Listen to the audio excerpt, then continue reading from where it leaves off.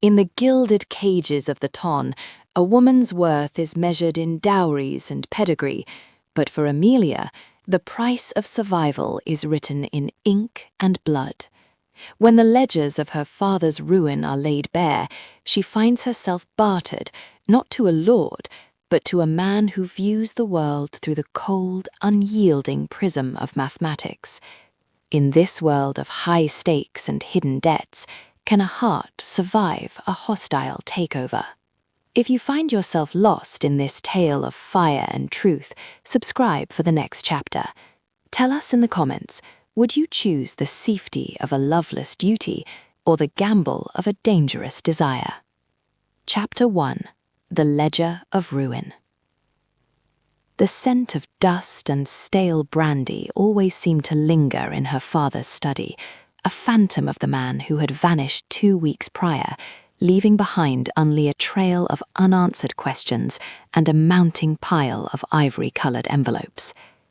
Amelia sat at the heavy mahogany desk, the corset of her morning gown digging into her ribs like a dull blade. Before her lay the black ledger, the true master of Barrow House. It was not merely a book, it was a map of a massacre. Columns of elegant script detailed the slow, agonizing hemorrhage of her family's legacy. £10,000 to a gaming hell in St. James's, 5,000 in vows to a gentleman whose name she didn't recognize, and a final, staggering sum owed to a firm she had never heard of, Thorne and Associates. A knock at the door, sharp and rhythmic as a ticking clock, startled her. "Mr. Thorne is here to see you, Miss Westcott," the butler whispered, his voice trembling with the fragility of a man who knew his final paycheck was a fiction. Amelia stiffened, smoothing the skirts of her black silk dress. "Show him in, Benson." Silas Thorne did not enter a room so much as he occupied it. He was a man of sharp angles and severe tailoring, his charcoal frock coat fitting his broad shoulders with a precision that bordered on the clinical. His face was a study in stillness, high cheekbones, a straight, uncompromising nose, and eyes the colour of a winter sea. He carried a slim leather case, as if it were a weapon. "Miss Westcott," he said, his voice a low, melodic baritone that lacked any trace of the expected sympathy. He did not bow, he merely inclined his head. "I trust you have had the opportunity to review the accounts." "I have spent the morning drowning in them, Mr. Thorne," Amelia replied, her chin lifting, "though I find the mathematical nature of my father's ruin to be rather lacking in soul." "Soul is not a currency recognized by the Bank of England," Silas said, stepping forward to place his case on the desk. He clicked the latches open. "I am an actuary, Miss Westcott. I deal in certainties. The certainty here is that your father's assets cover precisely 42% of his liabilities.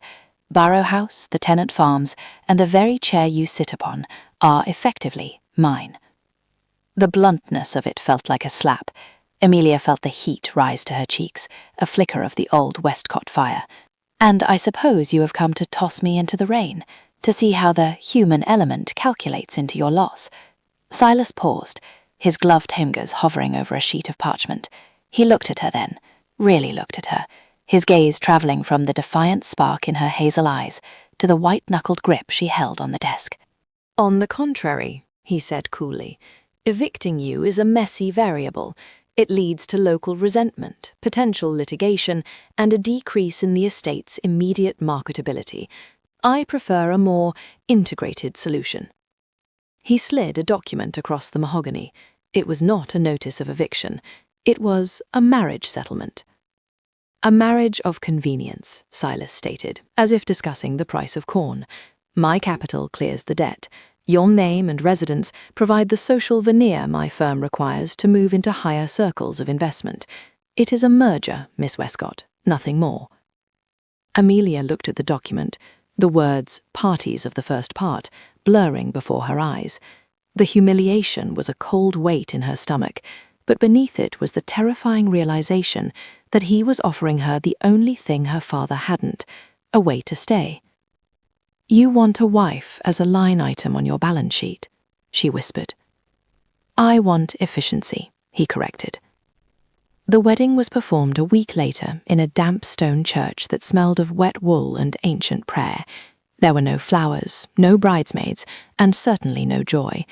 The vicar's voice droned on about holy matrimony, but to Amelia it sounded like the reading of a death sentence. Silas's hand, when it took hers to slide the gold band onto her finger, was steady and strangely warm, the only warm thing in the building. They returned to Barrow House in a silence so thick it felt like a physical barrier. Within 48 hours the transformation began. Silas did not join her for tea or ask about her day. Instead, he moved into the west wing and turned the morning room into an office.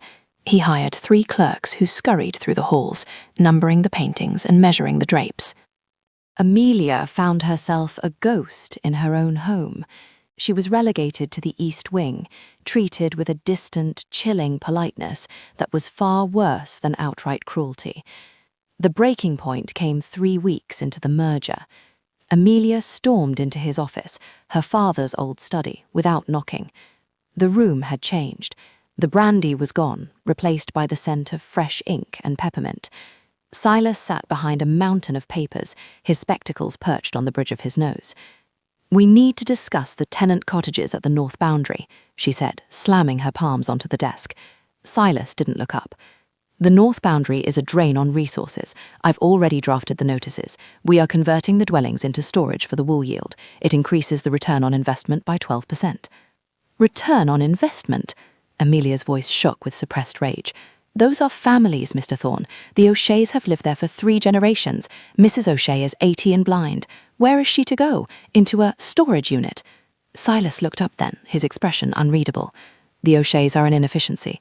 They have not paid full rent in 2 years. I am running a business, not a parish charity." "You are running a tomb," she shouted, her voice echoing off the high ceilings. "You look at this land and you see numbers, but this estate is a living thing. The loyalty of those tenants is what kept this house standing when my father was throwing money away in London. You can calculate the yield of the wool, but you cannot calculate the value of the man's word or the safety of a roof. You are so busy measuring the walls that you haven't noticed the house is freezing because you've extinguished every fire of human kindness in it." Silas stood slowly, his stature suddenly imposing. He walked around the desk, stopping just inches from her. She could smell the faint, sharp scent of his shaving soap and the underlying heat of his skin. "Kindness," he said, the word sounding foreign on his tongue, "is a luxury for those who have never had to count their crumbs. I have built a world out of nothing by being precise, Amelia. Precision survives. Sentimentality rots." "Then you are already dead, Silas Thorne," she hissed, her breath catching as his gaze dropped to her mouth for a fraction of a second. "And I refuse to be buried with you." She turned on her heel and fled the room, leaving him standing in the silence of his perfect cold equations. Chapter 2. Hostile Takeover. The truce between them was forged not in words, but in the sharp, rhythmic scratch of quills against parchment. In the weeks following their confrontation, the atmosphere in Barrow House shifted from a stagnant chill to a charged, crackling energy. Silas Thorne had begun his social campaign, and Amelia found herself drafted as his primary strategist. "You must understand, Amelia," Silas said one morning, his gaze fixed on a guest list as he sat in the breakfast parlour, the morning sun highlighting the silver threads of a scar near her temple she hadn't noticed before. "The ton operates on the same principles as the exchange. Confidence is the only true currency. If they believe I am a man of substance and lineage, by proxy of your name, they will entrust me with their capital. And if they discover you are merely a man who counts their sins in a ledger," Amelia asked, sipping her tea, the porcelain cup trembling only slightly. "Then the market crashes," he replied, his eyes meeting hers with a flash of grim amusement. "Which is why you will wear the emerald silk tonight. It suggests prosperity without the desperation of new wealth." The dinner party was a masterpiece of deception. Amelia moved through the drawing room with the practiced grace of a woman born to the purple, her smile a glittering mask. At her side, Silas was a revelation. He did not attempt to mimic the foppish indolence of the lords in attendance. Instead, he leaned into a predatory stillness that commanded the room. He was the dark, fascinating question mark in a room full of predictable exclamations. "Your husband is a singular man, Lady Thorne," whispered Lady Danbury, her eyes narrowed with interest. "He speaks of annuities with the fervour of a poet describing a sunset." "He finds beauty in structure, my lady," Amelia replied, catching Silas's eye across the room.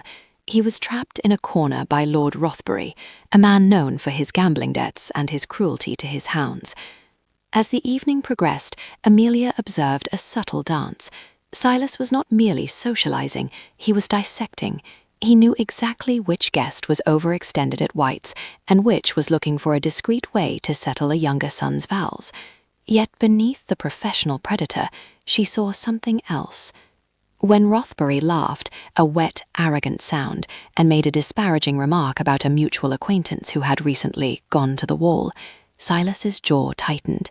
For a fleeting second, the cold actuary vanished, replaced by a man who looked as though he wanted to burn the world down. His eyes darkened to the color of a bruised sky, haunted by a shadow that didn't belong to a man who loved only numbers. The guests departed at midnight, leaving the house smelling of expensive cigar smoke and wilted lilies. Amelia found Silas in the library, standing by the window, his cravat loosened, a rare sign of disarray. "You did well tonight," he said, his voice raspy. "Rothbury is a pig, but he is a pig with a very large purse." "He is a man who ruins lives for sport, Silas," Amelia countered, walking toward him. "Why do you seek his company? You look at him as if you want to throttle him." Silas turned, the candlelight throwing long, jagged shadows across his face. "Because I know exactly what it feels like to be under the heel of a man like Rothbury, to have your life reduced to a decimal point by someone who has never known the hunger of an empty belly." He checked himself, the iron shutters of his expression slamming back into place. "Go to bed, Amelia. Tomorrow we begin the audit of the tenant leases." But Amelia did not go to bed. The ghost of that look in his eyes, the raw, bleeding humanity he tried so hard to calculate away, tugged at her. Instead, she waited until the house fell into the heavy silence of the small hours. Taking a single taper, she crept into the archives room in the cellar, where the older, dust-clotted ledgers of her father's reign were kept. She wasn't looking for assets, she was looking for the truth of her father's downfall. The air was thick with the scent of damp paper and decay. She sat on a cold stone bench, flipping through the records of 3 years ago. Her father had been a foolish man, yes, but as she traced the entries, a pattern began to emerge that made the hair on her arms stand up. "This doesn't make sense," she whispered to the empty room. There were entries for consultation fees paid to a firm called Vanguard Holdings, sums that matched to the penny the losses her father had supposedly incurred at the gaming tables. And there, tucked between the pages, was a loose scrap of paper. It was a promissory note, but the handwriting was a jarring mimicry of her father's sprawling hand, slightly too precise, the W in Westcott lacking the usual flourish. Her father had been a drunk and a gambler, but these transactions suggested he had been steered toward ruin. Each debt had been bought up by Thorne and Associates within days of its creation. Silas hadn't just arrived to collect the debt, his firm had been the architect of it. The realization hit her like a physical blow. The man she was beginning to see as a partner, the man whose silent strength had started to feel like a sanctuary, was the very wolf who had circled her fold. Or was he? She remembered his face tonight, the hatred for Rothbury, the haunted past. She looked at the date on the last falsified entry. It predated Silas's takeover of the firm by 6 months.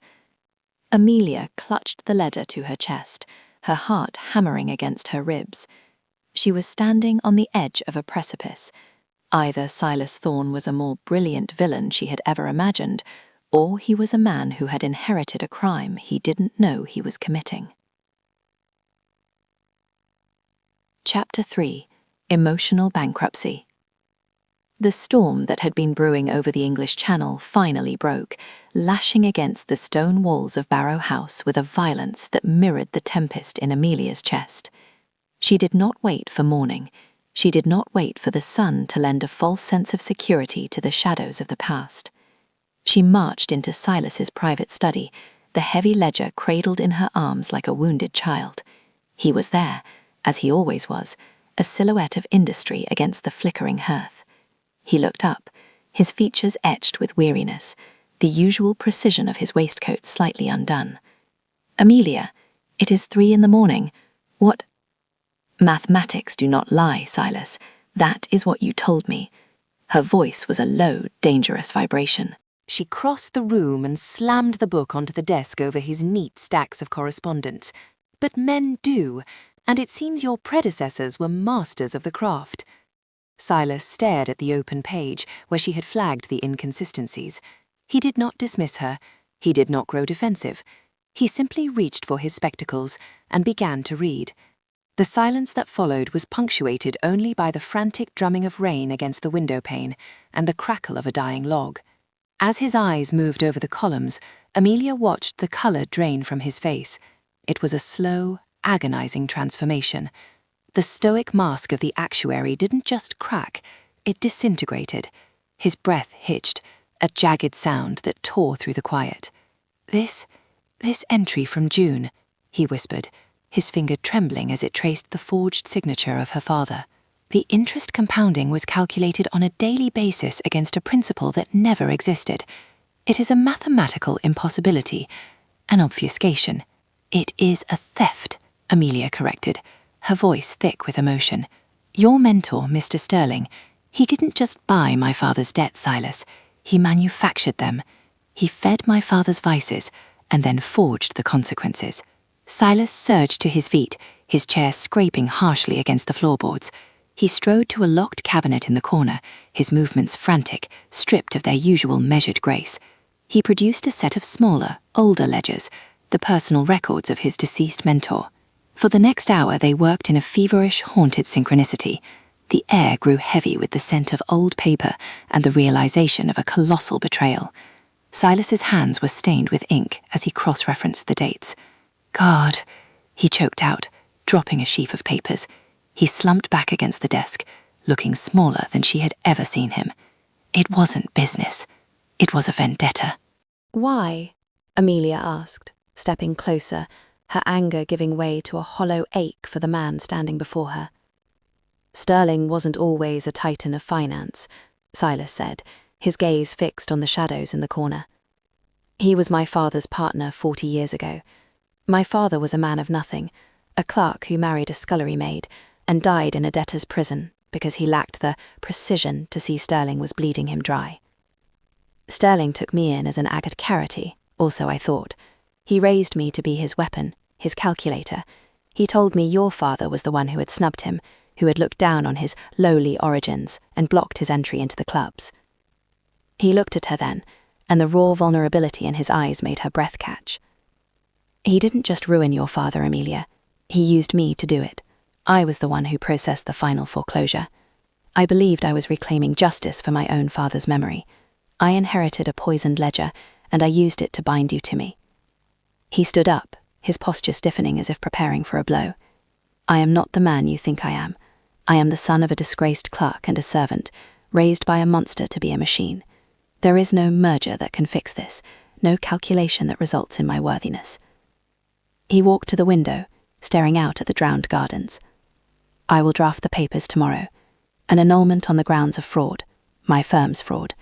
You will keep the estate, the funds I've already injected into it, and your freedom. I will leave Barrow House by noon." Amelia felt the world tilt. This was the certainty Silas Thorne lived by, that once a debt was acknowledged, it must be paid in full, regardless of the cost to the soul. "You would give it all up?" she asked, her voice trembling. "The social standing you've clawed for, the capital, me?" "I am a man of figures, Amelia," he said, his back still turned, though she could see the tension in his shoulders. "And the debt I owe you is one I can never repay. To stay would be to continue the theft." The hollow ache in Amelia's chest sharpened into something else, a fierce, unexpected spark of rebellion. She looked at the man who had been her captor, then her partner, and now her supposed saviour. She saw the grit, the brilliance, and the underlying honesty that had led him to offer her the very thing he had spent his life trying to acquire: security. He was a man who had been lied to his entire life, and yet, in the moment of his greatest shame, he had chosen the truth. "You think you are a line item, Silas," she said softly, stepping into his space until she could feel the heat radiating from him. "But you've forgotten to account for the most important variable." He finally turned, his winter sea eyes searching hers with a desperate, quiet hope he didn't dare voice. "And what is that?" "Me," she whispered, "and the fact that I do not wish to be repaid. I wish to be seen." Chapter 4. A Joint Venture. The silence that followed Silas's offer of an annulment was more suffocating than any corset Amelia had ever endured. He stood like a man awaiting the hangman's drop, his hands gripped so tightly behind his back that his knuckles were white as bone. He had laid his soul bare, stripped of his ledgers and his armour, and he expected her to recoil. "You speak of debt and restitution as if we are still figures on a page, Silas," Amelia said, her voice cutting through the gloom. She moved toward him, her footsteps silent on the thick Persian rug. "You offer me the house, the money, and a life of freedom. But did you once stop to calculate what I would do with a hollow shell of a legacy, and the knowledge that I let the only honest man I've ever known walk out into the rain?" Silas flinched, as if she had struck him. "I am not honest, Amelia. I am a product of a lie. Every penny I have, every scrap of influence I've gained, was built on the bones of your father's ruin. And your father's ruin before that," she counted, stopping just inches from him. The scent of rain and cold ink clung to him, but beneath it was the warmth of a man who had fought for every breath he took. "Sterling used us both. He turned your brilliance into a weapon, and my father's weakness into a trap. If you leave now, he wins. He succeeds in destroying the Westcott name and ensuring the son of his victim remains a wanderer." She reached out, her fingers grazed the rough wool of his sleeve. "I don't want a refund, Silas. I want a partner. You know the mechanics of ruin better than anyone in England. You know how the sharks circle, and I know the value of the people they prey upon." Silas looked down at her, his throat working as he swallowed. "What are you suggesting?" "A new merger," she said, a small, determined smile tugging at her lips. "Not one born of desperation, but of purpose. Let the ton have their bulls and their petty scandals. We will take your financial genius and my understanding of this land's heart, and we will build something Sterling never could. A firm that protects instead of plunders. We will be the ones who see the inconsistencies before they become tragedies." The shadow in Silas's eyes didn't vanish, but it shifted, a flicker of something, hope, perhaps, or a daring sort of fire ignited. "An ethical investment house in this climate. The wolves will come for us, Amelia." "Let them," she whispered, her hand sliding up to cup his jaw, her thumb brushing the scar at his temple. "I've noticed you have a rather remarkable talent for handling wolves." The transition was not a seamless one. The following months were a blur of intense labour and social upheaval. Silas Thorne, the man once whispered about as a cold-blooded moneylender, became something far more dangerous to the predatory elite, a man with a conscience and a ledger that didn't lie. They worked side by side. Amelia handled the human variables, visiting the estates of distressed gentry and widowed mothers, translating their fears into the language of assets and liabilities.